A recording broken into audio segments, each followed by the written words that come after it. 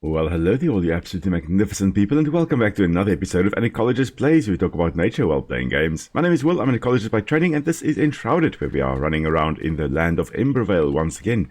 Now, we are currently in the Springlands, but we will be leaving this area pretty soon. Now, the objective for today is to rescue two people. We want to go rescue the carpenter down there, and we want to go rescue the farmer up there. And in the process, then, we'll get a little bit closer to exploring the Revelwood area up there as well, and have a bit of a change in the biome, and maybe we'll have a look at the ecotone if we do so.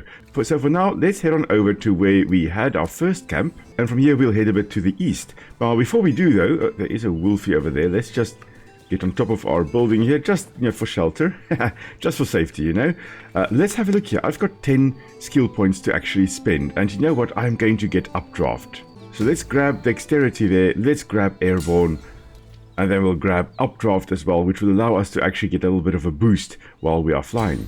And then I think I'll head into the healer tree over here, because I want to get water aura and waters of life along with blink. That will be the main things I'll be focusing on for now. There's the wolfie. Bye, wolfie.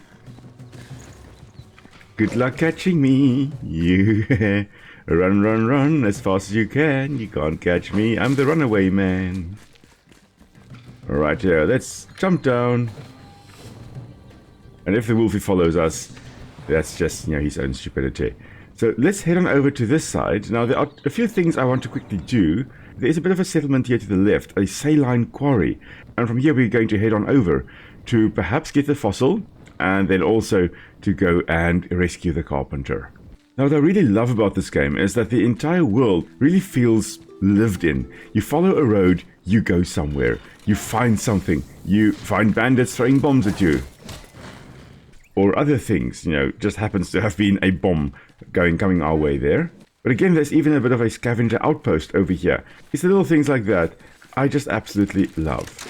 And even these little scavenger outposts, they kind of make sense. They're right along the road here. It's in an area close to a settlement where bandits would set up camp. And then we're heading into the shroud here. And again, as we head into the shroud here, we can expect to find some salt, especially considering this area is known as Saline Quarry. And here we are. There's some salt to mine right up here. Alright, now, let's get rid of some of these shroud critters over here as they come our way. Now, these shroud critters must be adapted somehow to survive within the shroud because, well, our digestive system, our respiratory system cannot handle the shroud for long. So they must have some built-in resistance to the shroud spores and the diseases that it causes. Maybe the shroud fungus only affects warm-blooded animals, and as a result, the beetles here, the shroud critters, are actually perfectly fine. Kind of similar to how the cordyceps fungus attacks cold-blooded animals instead of warm-blooded animals. So we, as warm-blooded animals, are actually perfectly fine when it comes to the cordyceps fungus. But invertebrates, on the other hand, are in real danger.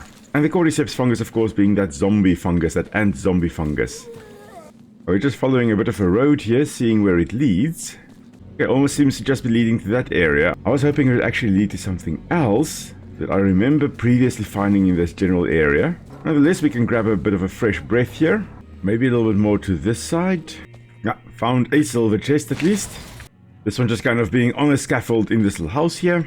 But while we're here, we may as well grab some more salt. Now, as mentioned previously, the salt here would have been deposited somehow. And very often these salt mines, especially the big ones. Now, in South Africa, we don't generally have this type of salt mine. Instead, we actually have more salt pans where we get our salt from. Where salt water accumulates in a shallow pan, and then from there, the water evaporates. And you are left with this layer of salt to mine. But with these salt mines, these salt deposits, it's like that, but just with extra steps, where ancient saltwater lakes or ancient seas dried up, and that layer of salt formed, but was then buried by other sediments. And then eventually, you've got these massive salt mines basically forming. Now, salt mining was a dangerous job. Until the Industrial Revolution, it was mostly done by slave labor because the life expectancy for salt miners was actually very, very low. And that's because of the rapid dehydration that occurs if you constantly mine salt. Additionally, a whole bunch of other health issues associated with inhaling things like salt dust in the air. So generally not done by most people. And it was just a horrible, horrible job. And that's one of the reasons why salt was so rare and valuable. because you couldn't just constantly go and get it. Yes, in some areas where, for example, you had salt lakes, that would have been, I guess, a little bit easier to get salt. But if you had salt mines, well, that wasn't a great place to go and to work. It definitely wasn't easy to actually get salt from those salt mines. Okay, I've actually taken a wrong turn here. I wanted to head on over to that side over there because, well, I have cleared that shroud route, but we may as well go and just quickly do that again because there is something else down there as well, which I love. So we're going to collect that quickly. Just keeping an eye on this one guy here that was swinging his sword, his mace at us so that he doesn't actually kill us. Oh, he's dead. Okay, so he's not going to kill us anymore. And then, of course, a whole bunch of little buggies, little shroud beetles all over the place here. And let's just, again, clear this shroud route here, pumping its toxic spores into the air. Now, of course, because I have already cleared this shroud route before, I'm not getting any more skill points from it. You just get it once from clearing each shroud route or clearing each elixir well. But this is the reason why I wanted to come here. We got an elevated sea urchin fossil. Additionally, there is another fell person over here, a little shroud person, to come and clear. And you know what, we may as well mine this active mycelium as well while we are here.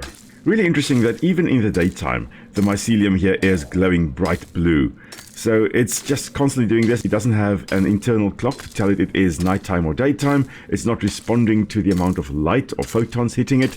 It just is constantly glowing. It's just at night, I guess, it will glow a little bit brighter or appear to glow a bit brighter because the world around it is darker. And generally, as far as I know, bioluminescent fungi on Earth as well, things like the jack-o'-lantern and things like the green pepper and other bioluminescent fungi, they would be glowing in the daytime as well. It's just that there's so much light around them that we don't see it.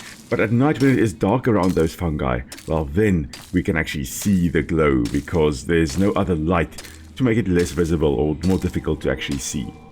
I just quickly repaired my pickaxe and we're heading back again.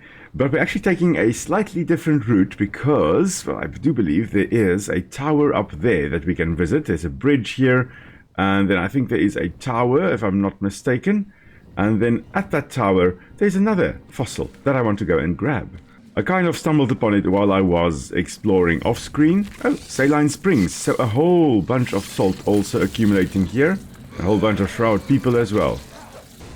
Yeah, you throw your shroud things at me. You naughty one.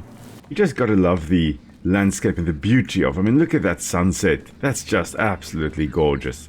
And yeah, it does seem like the sun is setting in the southeast, interestingly enough. So not completely east, not completely south. It seems to be in more or less in the southeast. And again, we've got a road that you can follow and you end up somewhere. In this case, you end up at this tower. The world really feels lived in. Now, as far as I know, there should be some scavengers here. Indeed, there are. And there's even a little bomber guy up there. Alright, so there were a few guys here. We just need to go clear that bomber up there. Listen here. Bye. Oh, I have also fallen. I don't know what happened there, but I fell. Oh, man. Okay, well, here we are again. May as well sleep. I suspect the bomb, and I did press spacebar to actually start lighting. It's just that, yeah, things did not work out well there. Let's try that again, shall we? Aha, and this is why we were here. We got a nice little barbarian greatsword here. Not that I'll be using it, but it's great to salvage. And then, I think, if I'm not mistaken, there should be some flint down here. Okay, well, right there our health kind of dropped, and there we go. There's some flint down there, and there is also, I believe, a marine fossil in here as well. There we go. What did we get? We got a sea urchin cluster. Now, I do believe I mentioned previously that very often in flint deposits you find marine fossils, generally very small marine fossils though, because flint was generally formed in a marine environment. So it makes sense then that you would have some marine fossils, such as sea urchins in this case. And we also found the sea urchin. Of course, they're in that shroud area there, which is in another area where I would have expected a shallow sea previously, like many, many millions of years ago. But here we go, we're getting closer to where the carpenter is, which is right up ahead. I do believe it is in the Shroud again, so we'll just have to fight some Shroud people, and then we'll rescue the Carpenter, and that is going to be another game changer. We're going to make the most amazing bases. Alright, and I do believe we should be able to get to the Carpenter along that bridge over there. Let's go take on some Shroud people, shall we? Of course, this is a good time to remind you that if you are enjoying this content, please leave a like, leave a comment, tell me what you'd like to see me do next, and of course, if you haven't yet, please subscribe. Really great to welcome more people to the Ecology Squad. And of course, click that bell icon to receive notifications when new videos are uploaded, which will happen on Tuesdays and Fridays, so twice a week. We've got new videos coming out. I really love this metal star mace. This has to be my favorite weapon, at least to start with. Now it's just this archer up here that's constantly shooting arrows at me. There we go. Okay, I think that was it.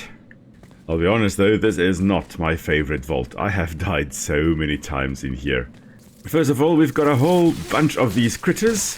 Their nests all over the place, so let's just keep on swinging.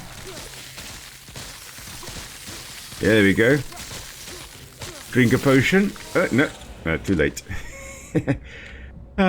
Foreshadowing, maybe. Right, let's try that again, shall we? This time we're just running in first and destroying their nests so they can't respawn. We're trying to, at least. I don't think we're gonna make this.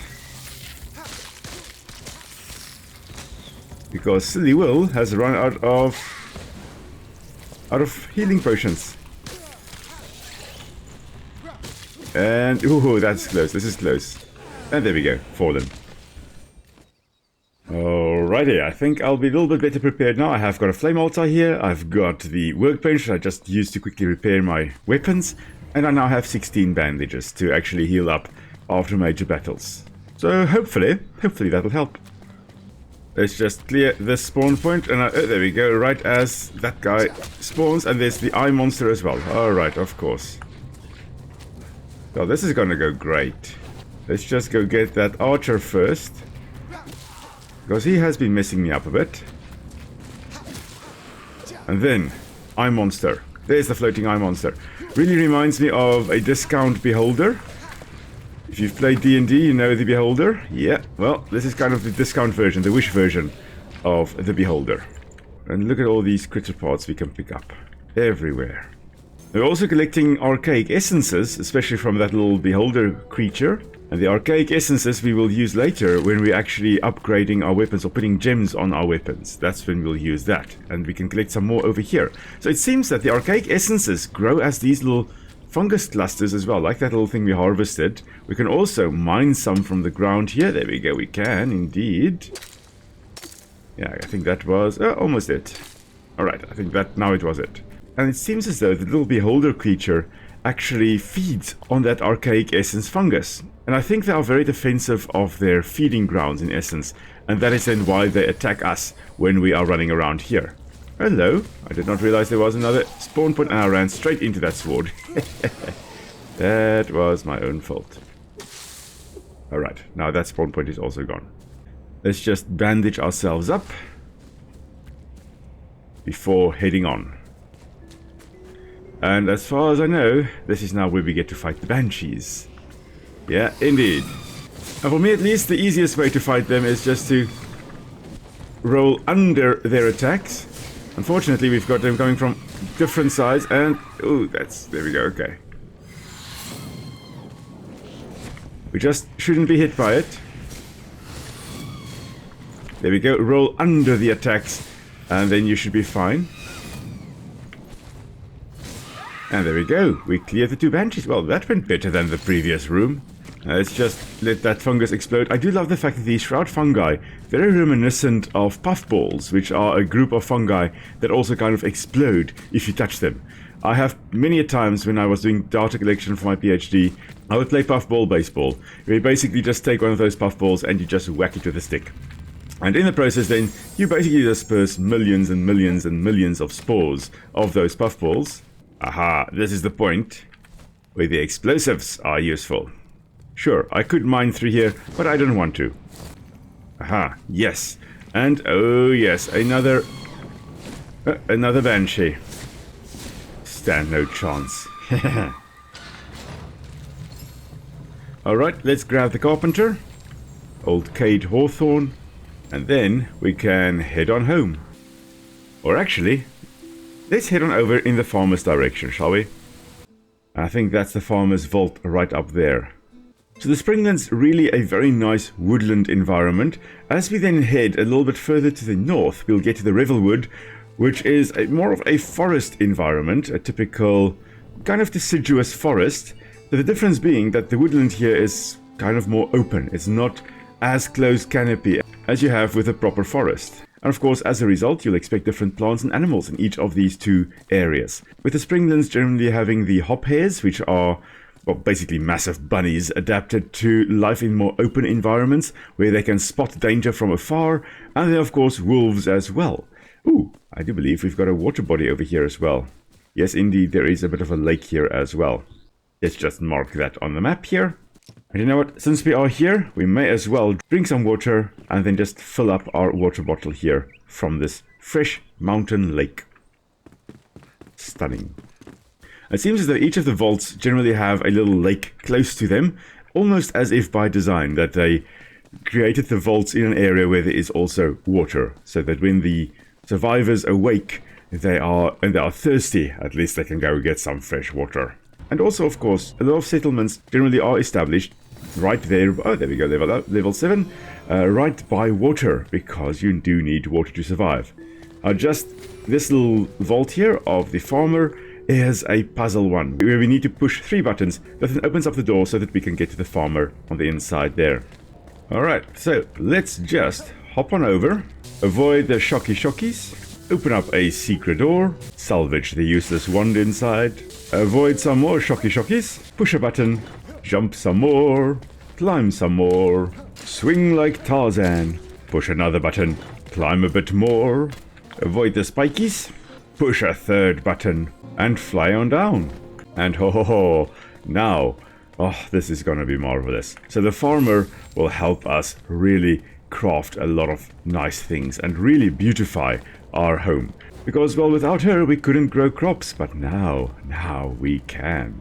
Let's just grab another silver chest here. Blunt the knives, break them down. Alright, easy peasy. We now basically have all the survivors we can get, at least for now, until we go and get the collector, until we get the bard, and we get the assistants and those. But the main ones we now have.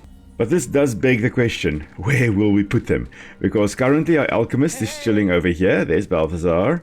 We've got Athelin, our hunter, over there. We've got Oswald, our blacksmith, here. Oh, he's surprisingly quiet. So I was thinking maybe we can put Cade over here, the carpenter, we can put him over here. And we'll probably put the farmer Emily over here, where she at least can have a look outside and see the beautiful nature growing out here. Alright, Cade, you go here. Yoo-hoo. And then we'll just quickly hollow out an area here for Emily as well. And there we go. Now, of course, they do also need beds, and we'll probably put their beds down here. I've got a bit of a basement going on over here. Also do have some ventilation over here, somewhere. There we go. There's a little bit of a hole going up there, which then leads to right over here. So there can be some airflow through that little chamber down there. I think also, yeah, indeed, there's a bigger ventilation hole to the outside world over there as well. So fresh air can be pulled in through here. It can move through this room here and then exit over here as a bit of a chimney, so there's some airflow through here, and we'll put their beds down here, I think. For now though, we don't have proper beds, so we're just going to give them little mattresses. It's better than nothing. They can't complain. So Cade's bed and Emily's bed. Of course, with Emily we can also learn how to domesticate animals and then farm with them. And she's also telling us to go get the ancient spire in the Revelwood. And that is what we will be doing next time. We'll definitely go there.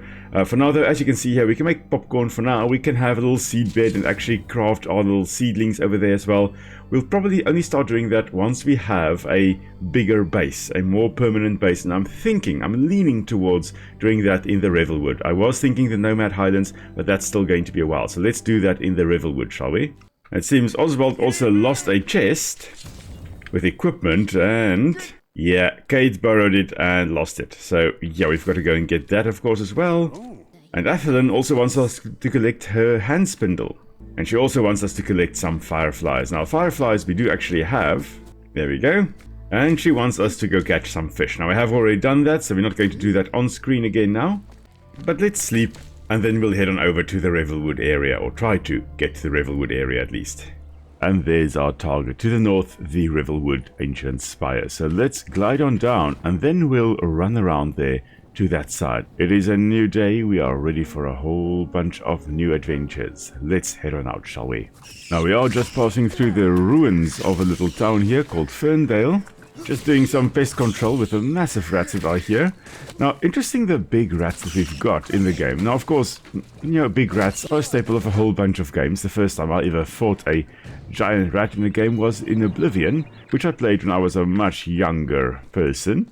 But why would the rats be this big? Now, before I answer that question, let's quickly have a look here. Balthazar posted something on the notice board here saying, the following precautions against the shroud must be taken at all times. Don't venture into valleys or near river basins. The shroud can overtake you quickly. So it seems to sink down into lower lying areas, especially areas where there's a lot of water. Don't breathe it in, and be sure to shield your eyes. Okay, so your eyes and your airways would be the avenue of infection. And after contact, medicate immediately with approved remedies and quarantine. Of course, we're all used to quarantining and using, hopefully, approved remedies. And interestingly here, only take prescribed medication, stay clear of the elixir.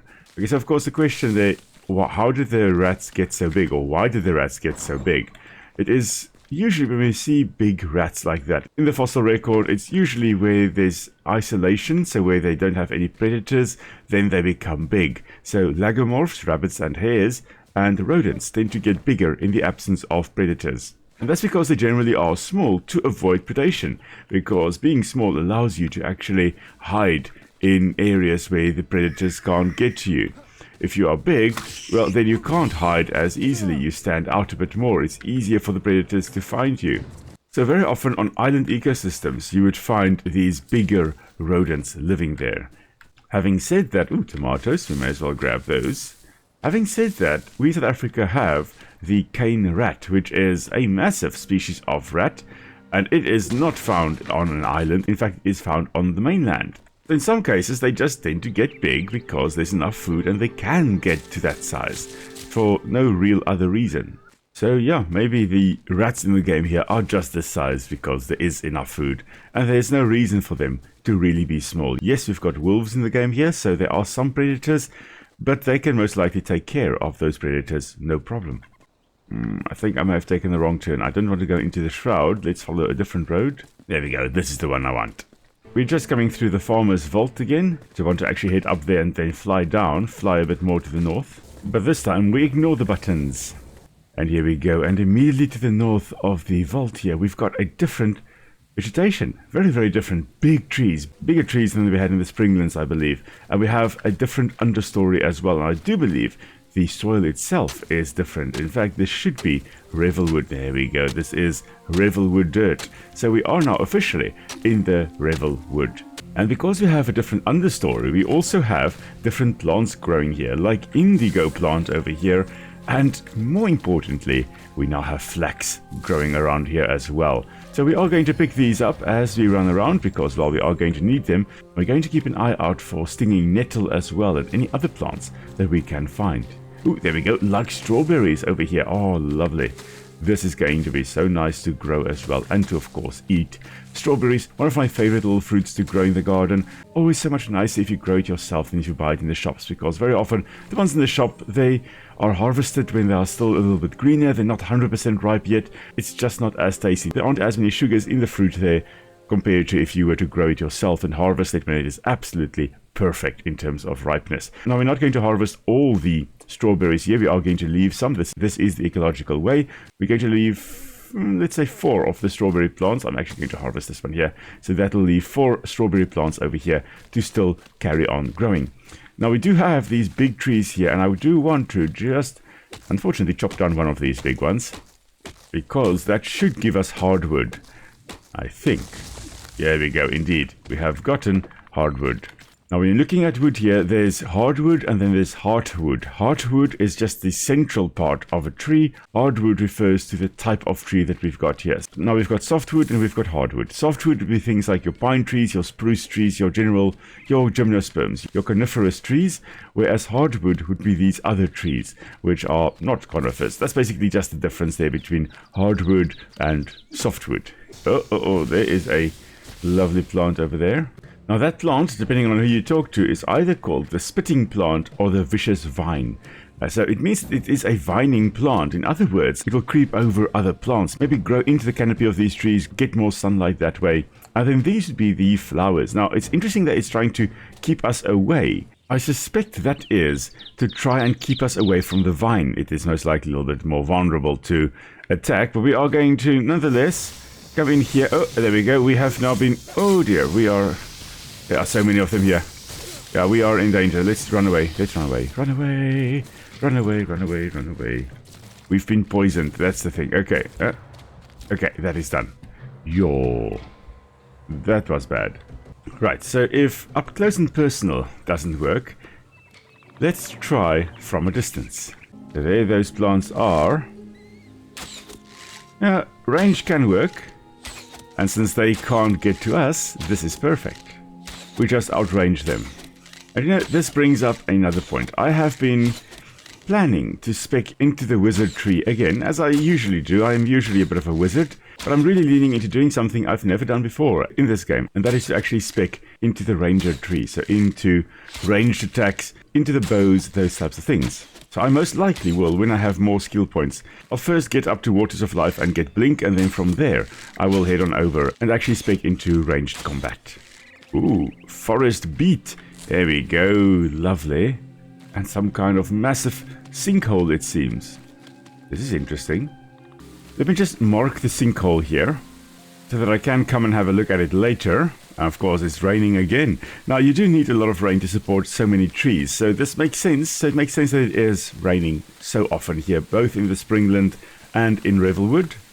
And there we go, another forest beet over here. Now, notice the swollen tuber, of course, very similar to beetroots. That is where it gets its name from, that and the fact that it is in a forest ecosystem. Now, the tuber there is the way the beet uses to store nutrients and water, very importantly. And it's storing that for the dry season. So currently, yes, it is raining, and it is raining a lot. And when it rains, the beet actually has access to nutrients as well. It can only take up nutrients if the soil is moist. If it is dry, it is unable to take up nutrients. And so now that it is actually raining, and we're just going to stand out of the rain a bit and dry ourselves off here. Now that it is raining, the forest beets can actually take up nutrients from the soil.